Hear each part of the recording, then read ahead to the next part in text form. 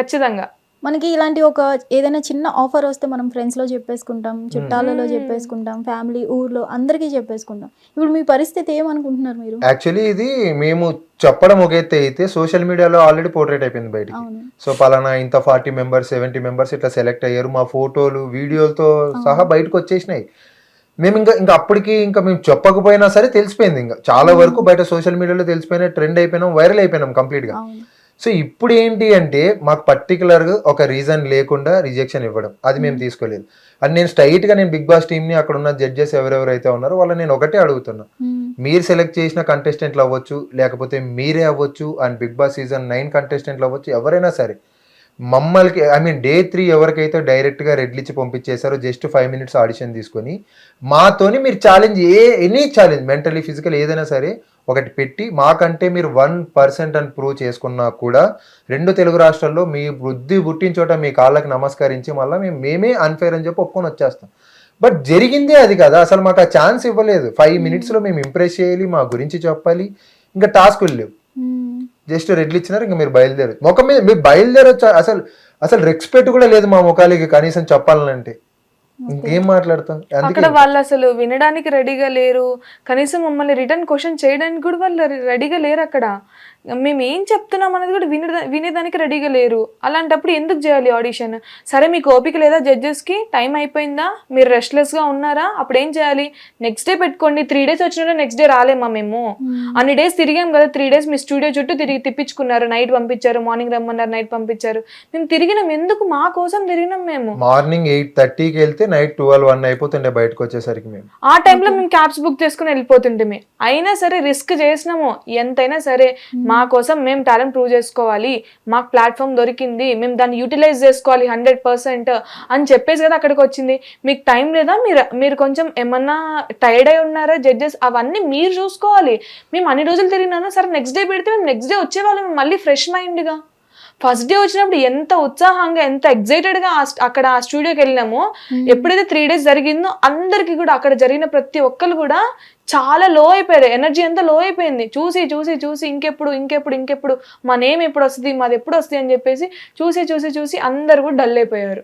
ఎట్లయినా మీరే చెప్పండి, ఫస్ట్ డే రోజు ఆడిషన్ అంటే ఎంత ఉత్సాహంగా ఉంటాం మనం.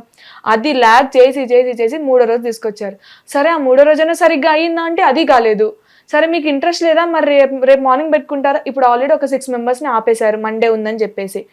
మరి ఆపిన వాళ్ళతోనే మాకు కూడా పెట్టాల్సి ఉండే కదా, ఇంకెక్కువ టైం దొరికేదేమో మాకు. వాళ్ళకందరికి మంచిగానే జరిగిందంట మరి మండే జరిగిన వాళ్ళకి.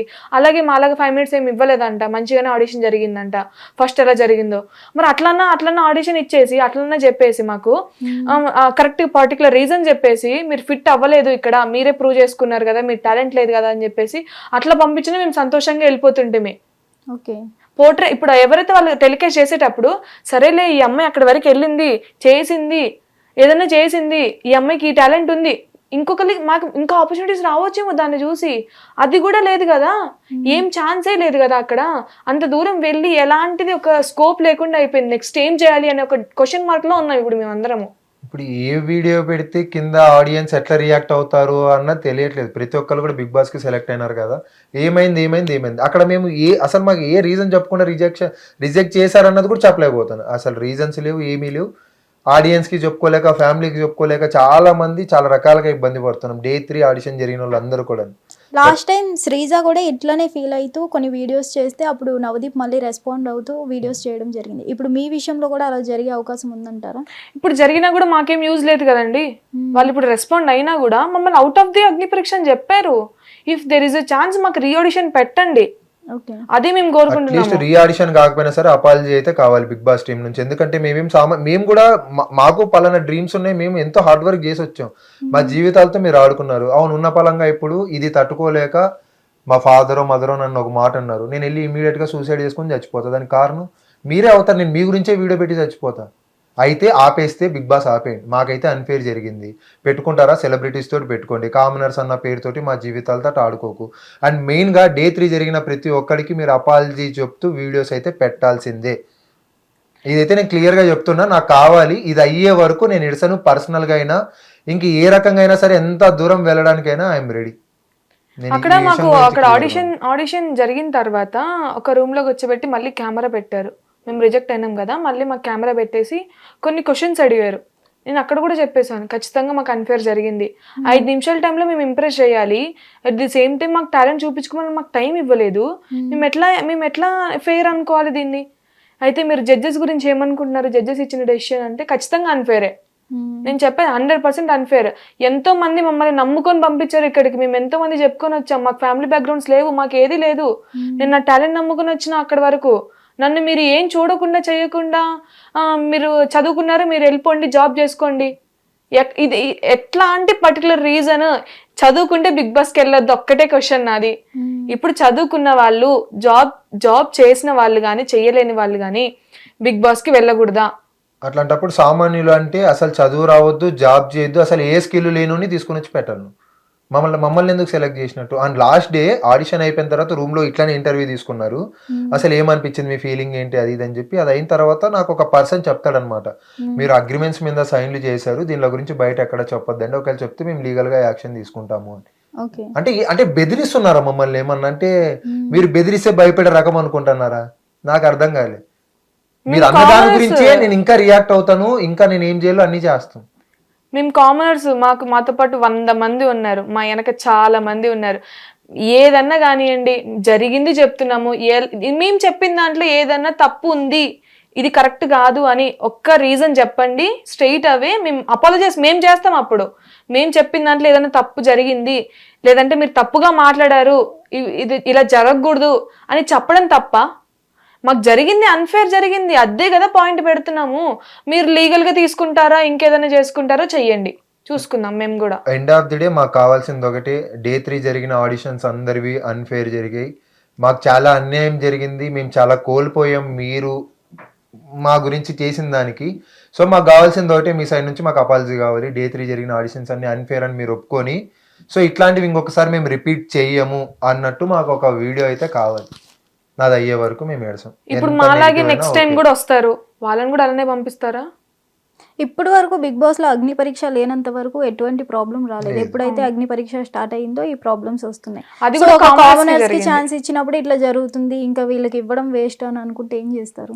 ఇవ్వకండి. ఇవ్వకపోవడమే బెటర్ కదా. ఇవ్వకపోతే మా టాలెంట్ తోటి మేము వెళ్ళిపోతాం ముందుకు, మాకు ఎటువంటి హోప్ ఉండదు కదా. అరే ఇట్లాంటి ప్లాట్ఫామ్ కి వెళ్ళాలి అంటే కొంతమంది అంటారు కదా, అందుకే కామనర్స్ ని ఎక్కడ ఉంచాలో అక్కడే ఉంచాలి అని. అంటే అర్థం కాలే.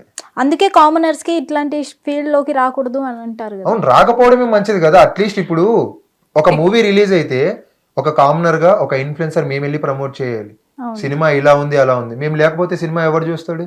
ఎక్కడి నుంచి వస్తున్నాయి కామనర్స్? ఒక రోజు కూలి పని చేసుకున్న ఆయన కూడా పలానా హీరో సినిమా రిలీజ్ అయిందంటే ఆ వచ్చిన కూల్ డబ్బుల్లో వెళ్ళి సినిమా టికెట్ కొంటున్నాడు కాబట్టి ఈ రోజు హీరోలు కానీ సినిమాలు కానీ హిట్ అవుతున్నాయి. కామనర్సే లేకపోతే ఎక్కడి నుంచి వచ్చినాయి బిగ్ బాస్లు, ఈ సినిమాలు, ఈ షోలు ఎక్కడి నుంచి వచ్చినాయి? లేవు కదా. ఇప్పుడు ఈ బిగ్ బాస్ చూసే వాళ్ళు కూడా కామనర్సే కదా, మనమే కదా చూసేది.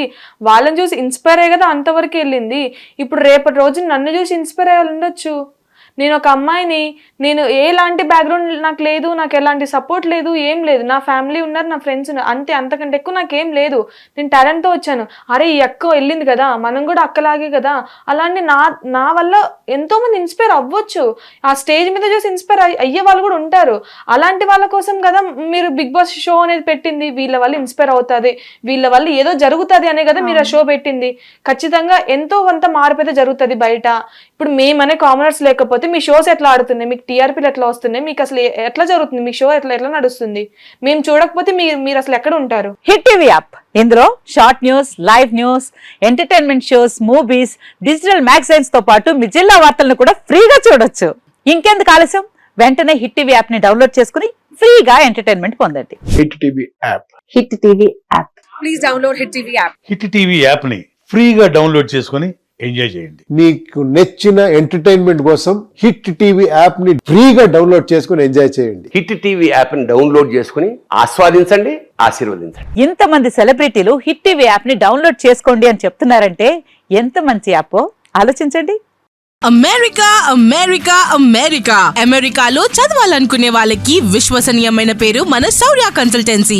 UK లో 1 year masters, UK లో 1 year masters, 2 years work permit up to 5 years visa. Contact Saurya Consultancy.